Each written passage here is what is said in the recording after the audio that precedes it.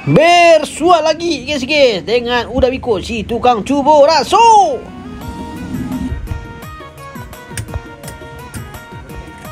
Pada kesempatan ini kita akan mencubo-cubo raso teh talua di muko kantor Koni Sawalunto. Teh talua kita ko langsung di WA de ownernya Mr.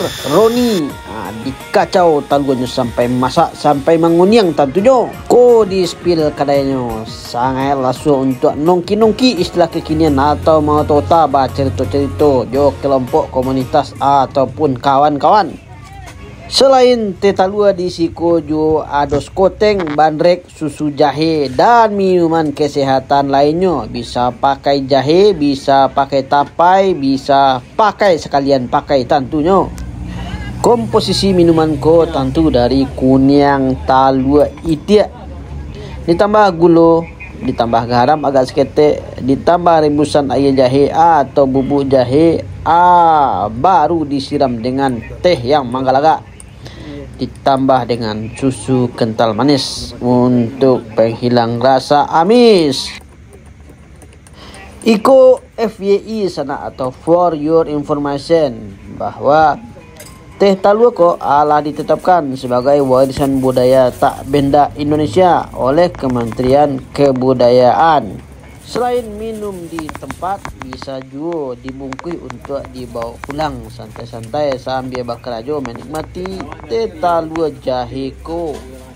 Untuk harga mulai dari Rp12.000 sampai sekian-sekian tentunya kalau ada tambah-tambahan ya.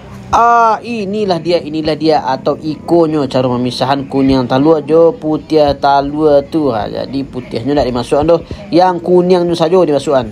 Kalau dahulunya untuk maaduk kunyang talua juga loko atau mangocoknya pakai lidi yang dikabe atau ado kayak per gitu.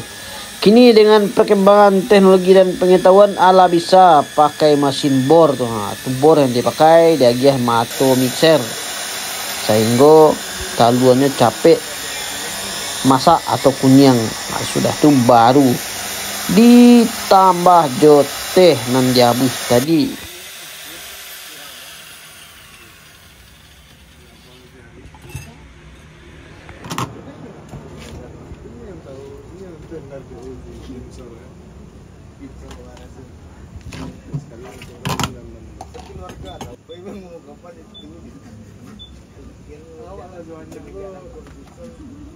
Selain menikmati minuman untuk pemanas badan, di kawasan ko awak juga bisa menikmati kawasan cagar budaya Kota Sawalunto yang telah diakui sebagai warisan budaya dunia.